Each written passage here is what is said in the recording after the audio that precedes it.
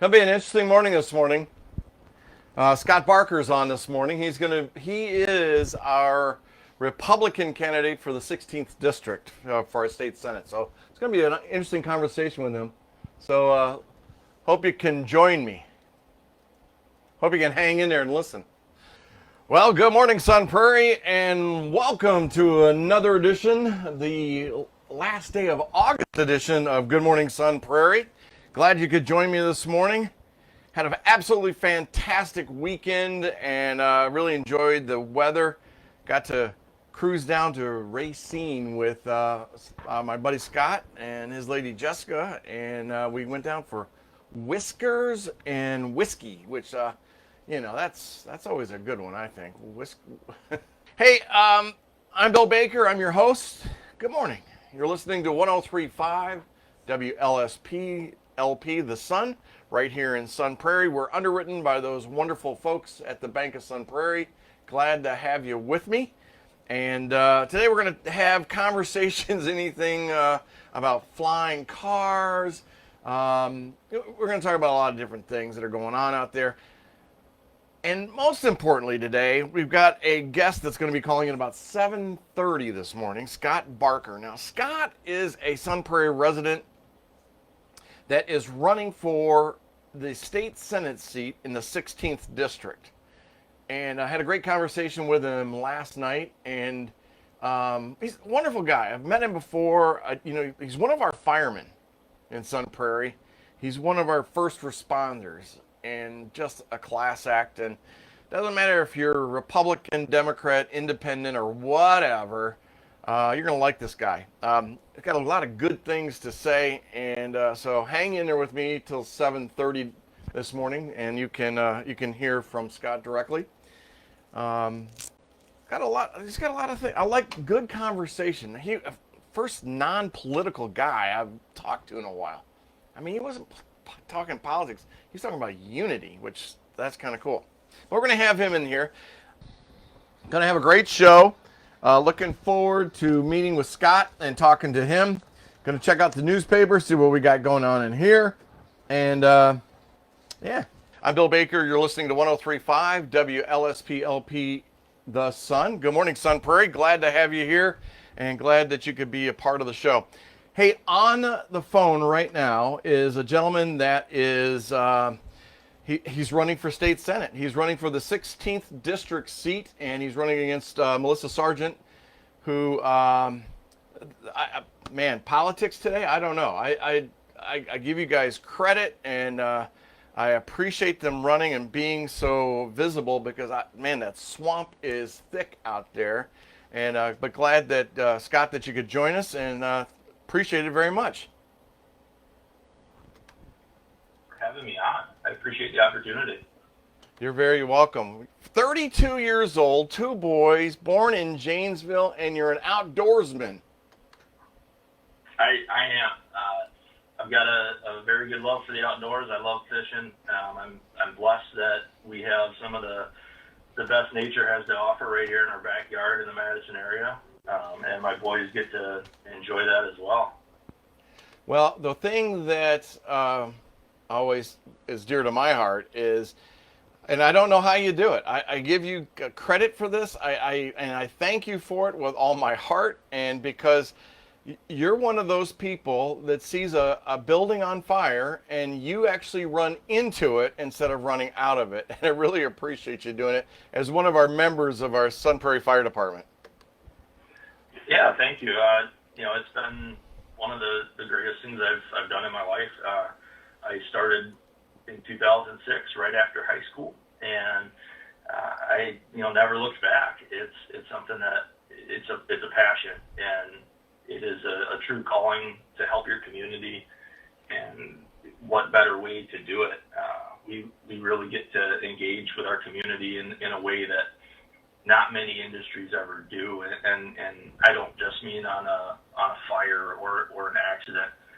We get community engagement opportunities above and beyond, where we get to go into every single neighborhood and participate in events and parades. And that community engagement really goes a long way. And we build up a very good rapport with our community, and I'm just thankful for that. Well, I talked to many folks about what a political career. I mean, anywhere from our city council people. I mean, our candidates that ran this past year. I mean, Hugh is is your campaign manager, and I told him, I said, man, I give you a lot of credit. I said, because there are people, you got a bullseye on the back of your jacket, your shirt, whatever, and people are when it comes to the word, when you put politics in there, it just drives people crazy, I think. So why in the hell would you want to be a state senator? That's Hugh and I. Every now and then we go back and forth, and I'll ask him. I don't know if we picked the best year or the worst year to run for state senate, because this year in particular has definitely thrown some challenges into everything. But I think it's also brought to light one of the big reasons that I did want to run, and that is, we need to have leadership that is willing to get involved in those communities and truly be a champion for the people. Every politician comes out and says, well, I just want to serve the people and lower taxes and things like that. And I think it goes above and beyond that. I think that we need to have leaders in the Capitol that get involved with the communities so that they feel as if they are being heard, and they're not just this little fish that goes to vote every year. We want people to know that the elections are working. The people they're electing are doing what you want them to do. They are working for you, and that's something that as a firefighter, that's what we do. We serve the community. We are servants to them, plain and simple. They are our boss, and that's the mentality that I bring into politics. Is the people are our boss, and I think that's something where a lot of politicians have lost sight of, especially in this particular district. It's had such a strong hold on it by Mark Miller that you don't necessarily see politicians going above and beyond because they have that big stronghold on the area, and there's no real threat of a challenger coming in and making a move to take that seat away. So you're not necessarily getting everything out of that candidate because they think that it's just a guarantee. Every year they're going to be able to just come into the election and get 4 more years. And I want to see politicians always working for the people, never stop working for the people, always work as hard as you can for the people.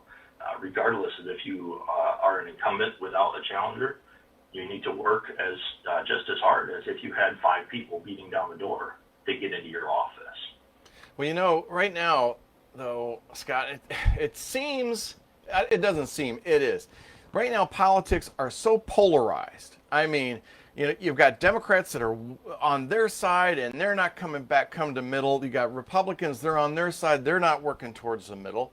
Unless it's a subject that gives them a leg up or makes them look good or something like that. And I hate to describe it that way, but that's the reality of it.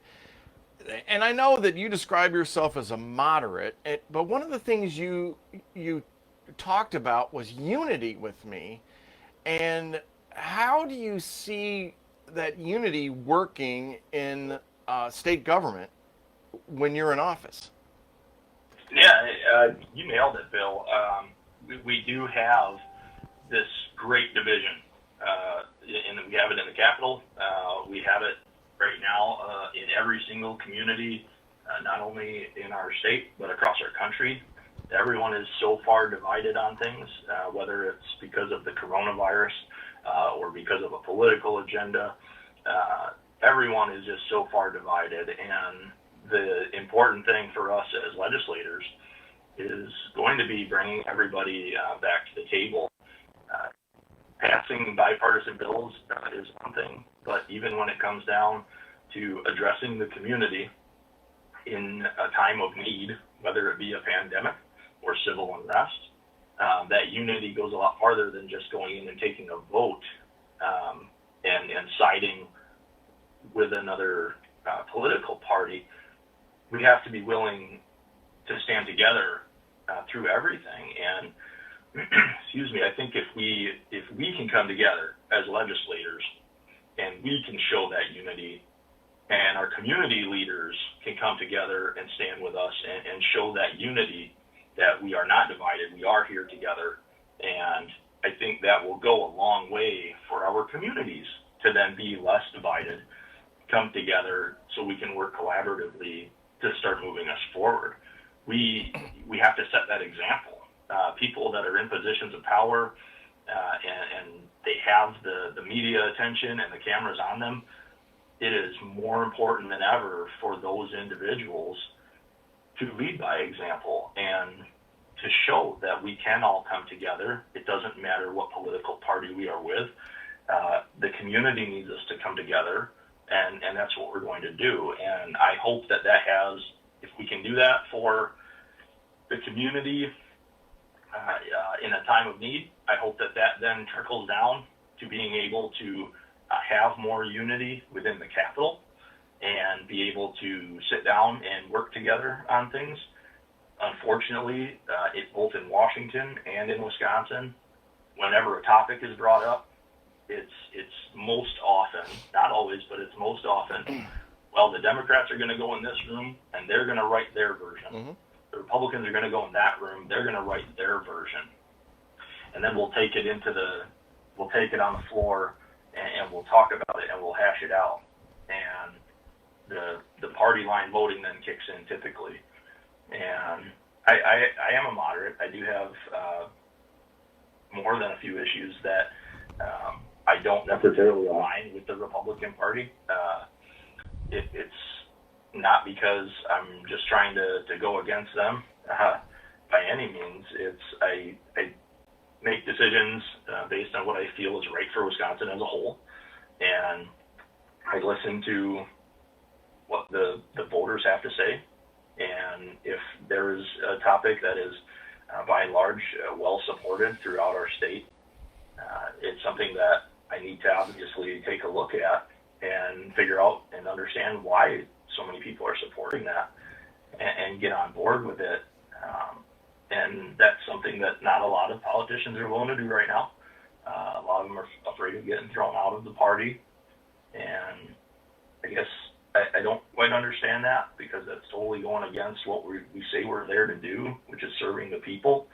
At that point, you're serving the party. But I think that if we can come together and make things work with our communities, I think that we're going to trickle that down into the Capitol, and we're going to be able to do great things. Well, and by the way, folks, if you're watching on Facebook right now, you're more than welcome to go into the message area on my Facebook page or on the Sun Prairie Media Facebook page. Oh, yeah, do it that way. And put in a message, put in a question if you have one. I'd love to be able to take a call from you, but our phone system only allows for one call. Now, the reason why Scott's not in studio is because of the Dane County decision by public health and all that, and we have to maintain the distance, and this studio, the old studio, is so small that we can't have two people in here at the same time. So I do apologize, because I'd love to have your comments on the phone, but I would like you to, if you got a message, type it in the message box for me on Facebook Live. You're welcome to also send me a text. I'll take your text, 608-575-6731. 608-575-6731 is my cell phone number. Scott, it just seems like with the swamp, it seems like there's just, people are so frustrated by it. They're almost defeated by politics in a way, everything involved with it. I even roll my eyes when the news comes on. I know how Channel 3 is going to respond. I know how all the channels are going to respond.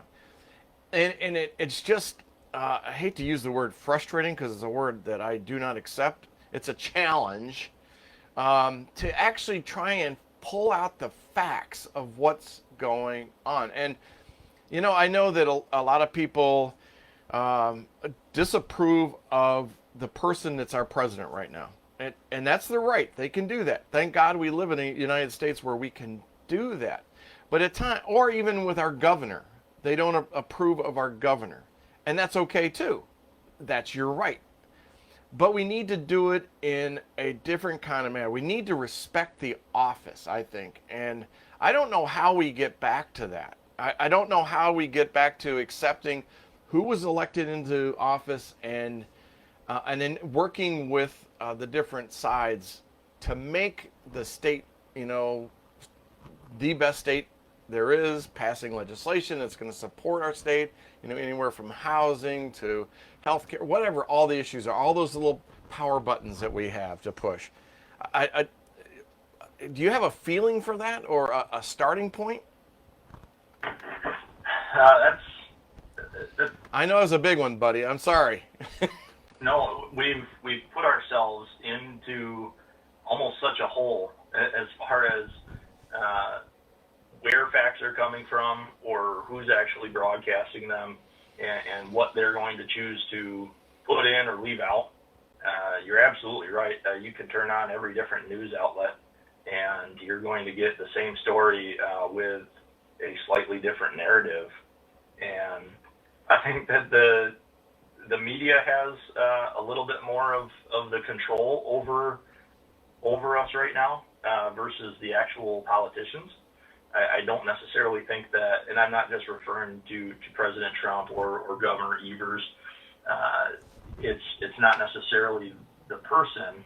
It is the media that is just absolutely controlling the way that we are going to view that person.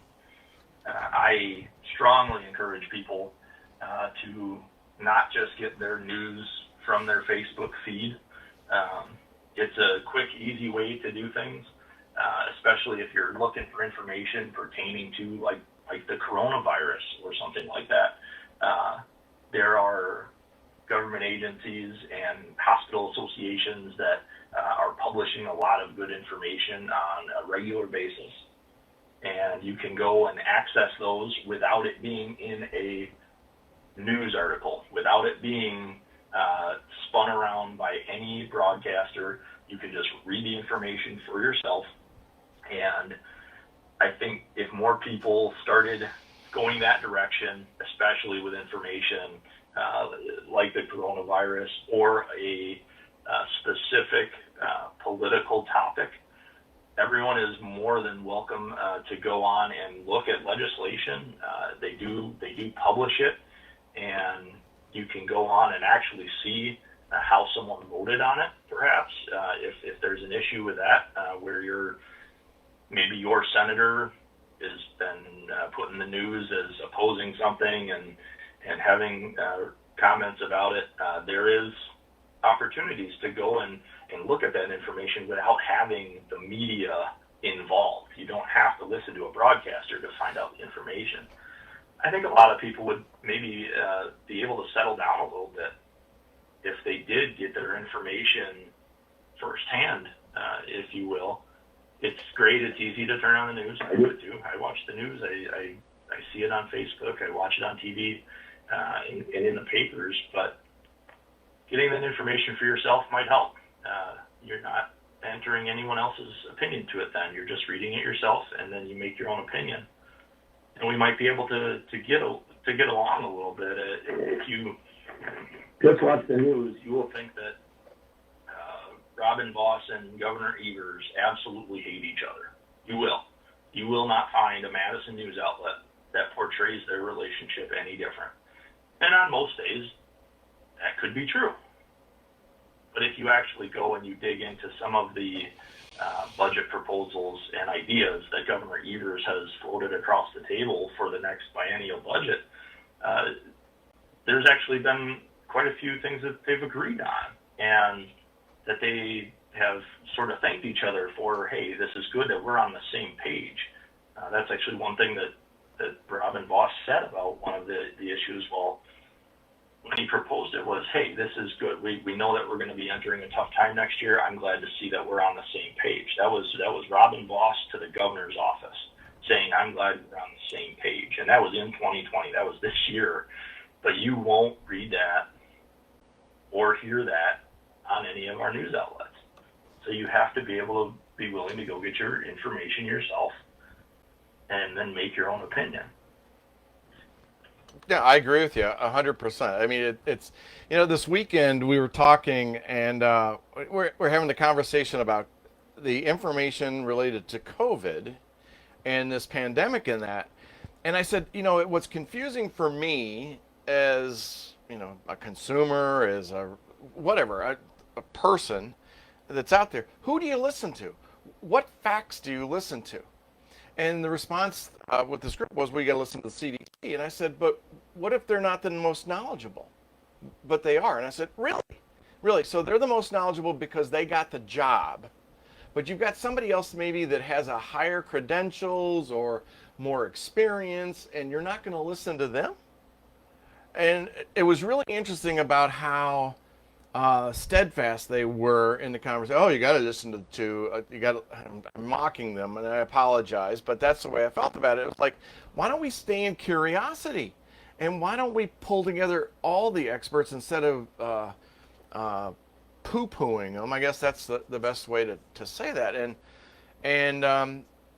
it drives me crazy with that. But here's the other thing too. The other morning I was watching CBS, and one of the mornings I was not on the radio, and Gail King is interviewing the head of the FDA about the vaccine. Well, the vaccine took about 30 seconds worth of conversation. In the next 3 minutes, her main objective was to get the head of the FDA to admit that he and President Trump were having a feud and they didn't like each other. And she was trying to fan those flames, and I'm like, you got to be kidding me. When are we going to get over this crap? And that's just it. That's a great example of how the media is fueling a lot of the division and the hatred that gets put on some of these politicians. They started out strong. It was a good topic, and I think it was a topic that people would actually like to have heard a lot more about because of everything that's going on.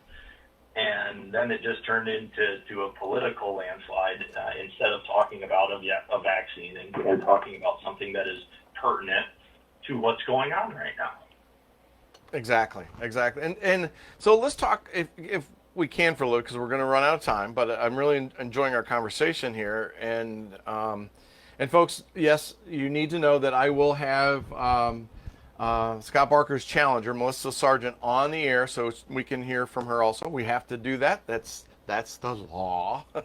And we need to have the difference of opinions. You need to hear both sides, and then you make your decision that way. But that's not you needing to go somewhere. You're not in a truck, are you? Okay, just checking, man. Throw the helmet on, pull up those pants with those suspenders. You're out of there.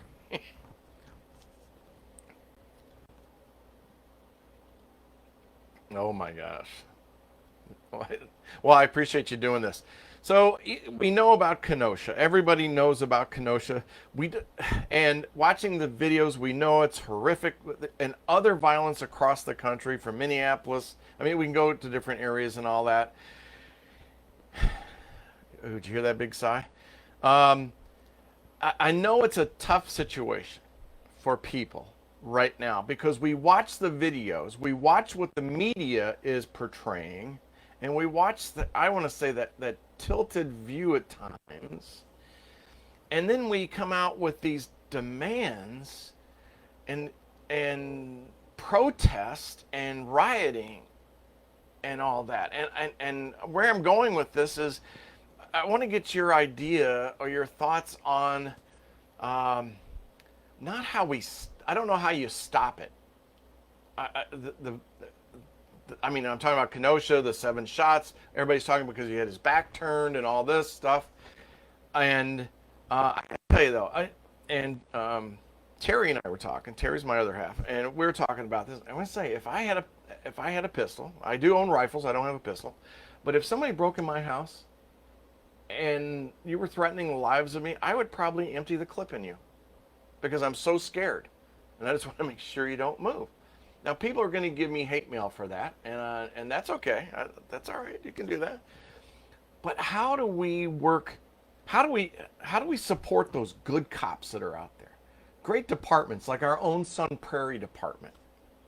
You know, how do we go about changing the perception of the police department and using Kenosha as that example? Well, I think one of the big things that we can all do, like you mentioned, we do have a phenomenal police department here in Sun Prairie. I am proud of our police department. I've had the opportunity to go through their Citizens Police Academy, which, if any of the listeners have not had that opportunity to do that, I don't know if they're doing it this year because of everything going on. But I highly encourage you to be able to go through that. And you will learn a lot about their policies.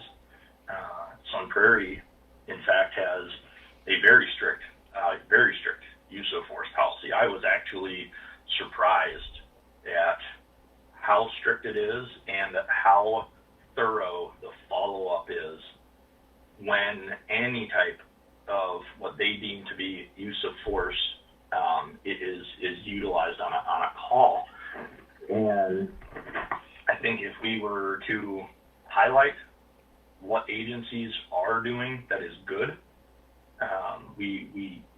it's very easy for everyone to point out the bad things. And for every one bad thing that is going on, I can tell you this, that especially in our area, there are 100 great things that our officers are doing for every one bad thing. And we can't get blindsided by that one bad thing. By and large, every single officer out there that took that oath wants to do good. They do not go to work every day wondering how they can make someone's day worse. We all go at it with the mentality of we are there to make someone's day better. And if we were to focus a little bit more on the good, we absolutely have to talk about the bad. I'm not saying you don't talk about the bad things, because that's how we make change. But we have to be able to do it in a constructive manner.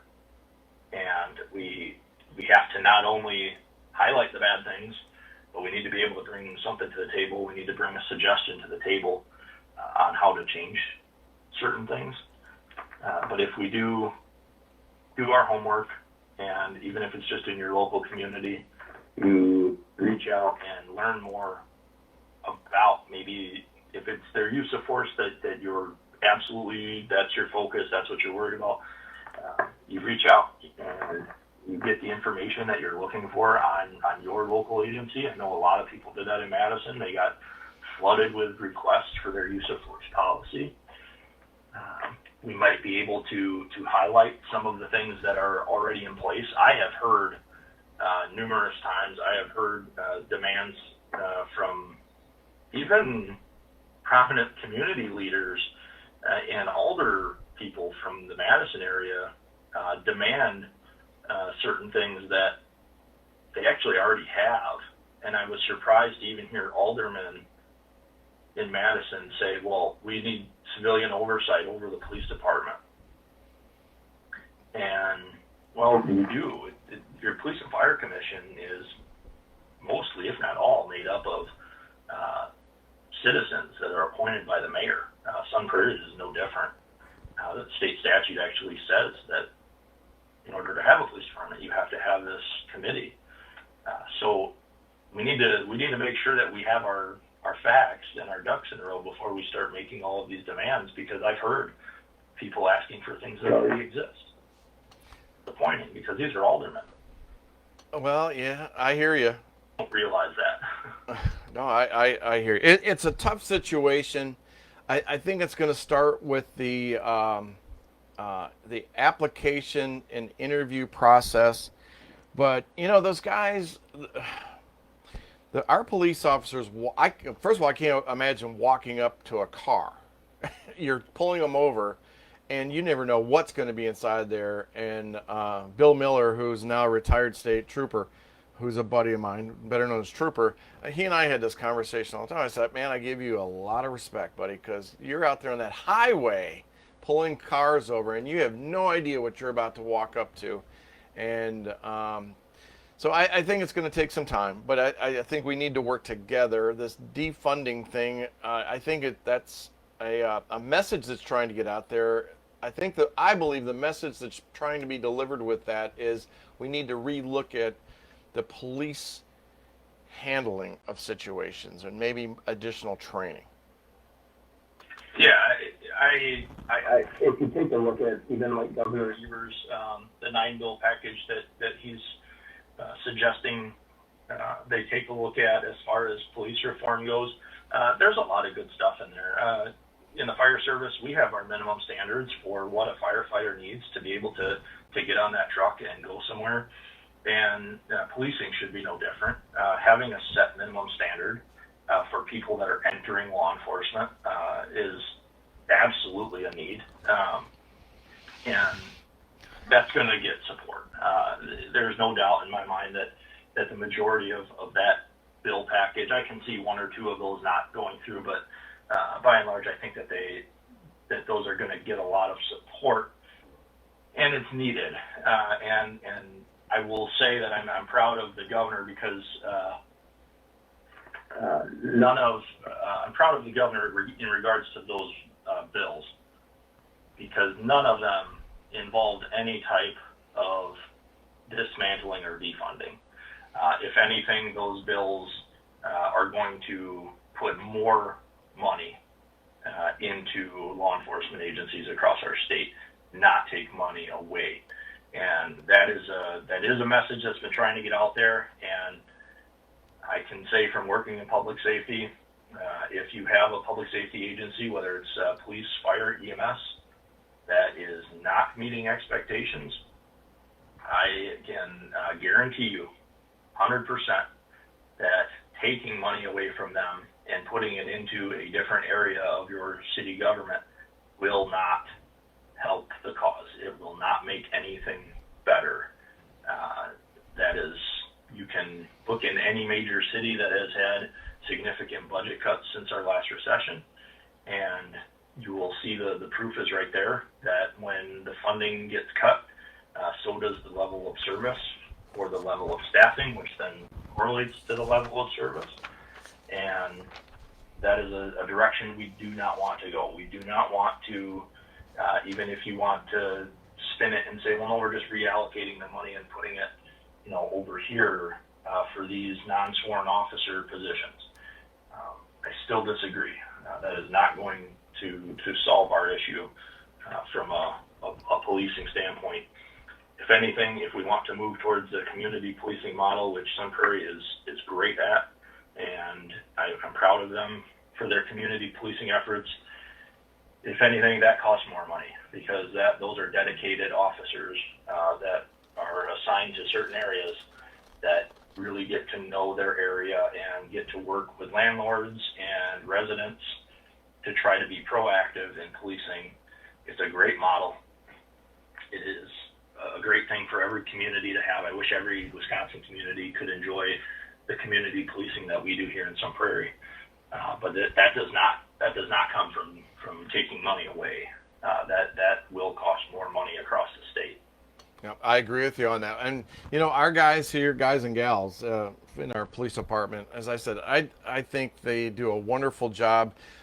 When I say they do a wonderful job, people are probably going, well, how do you know that? What I know about is their interaction within the community. I mean, they're approachable. The officers, Chief Steffes, he's going to be on the radio show in a couple of weeks. But each of the guys and gals are approachable. They come over to Sunshine Supper to have dinner with us. They're, the navigators are a part of the program now. It's just wonderful. And so I'm kind of using it as a segue because of Sun Prairie, and you being a Sun Prairie guy, a Sun Prairie resident, we've got things in this community that are just I mean, we're doing pretty good, my friend, in the way of economic development. Neil Stick-Schulte and Scott Kugler and his departments down there are doing a fantastic job of bringing businesses in. Our real estate numbers are up. Believe me, I know these things. I'm having one of my best seasons in 15 years. And thanks. And so how do we continue the economic development and growth? in Sun Prairie. How do you see that as your role as a state senator of keeping Sun Prairie strong? Hey, here's what I want to ask you, Scott. What are you going to do for Sun Prairie? Let's get down to it. What are you going to do for us? Okay, you're. You brought up a great point that Sun Prairie is thriving. Sun Prairie is a great community. We have a lot of great things going. I will say that one of my priorities, and this is derived from the needs that I have heard echoed throughout the Sun Prairie area since I started my campaign, with a lot of the people that I've had the pleasure of being able to connect with. The big thing that people have told me about that they maybe didn't like about Mark Miller, or that they want more of in the future, is more involvement. They want to be able to have their legislator, their senator, be more involved in the community, have a lot stronger presence in the community. And the reason for that, and I totally agree with this, is if our legislators are involved in those communities that they're serving, you are going to get a lot more in touch with the needs, the trends, and you're going to be able to build up partnerships. Like you mentioned, the Sunshine Place, and I know you're heavily involved with that. One of my goals as a senator is to start boosting more of those public-private partnerships, because I think that places like the Sunshine Place, they have that intimate familiarity with the community. They know the needs of the community better than anyone sitting in a room at the Capitol right now. And working with those types of organizations is going to go a long way. So we're going to be able to maximize our efforts. And people want to see their senator around a little bit more, even if it's just showing up at a council meeting, or showing up at more events and being involved. They want to see that. They want to know that they're being given attention. And I agree with that. I think that that's something that all of the communities are going to need, and it happens to just be something that I've heard more of in the Sun Prairie area. And I look forward to giving that to them and being involved and having a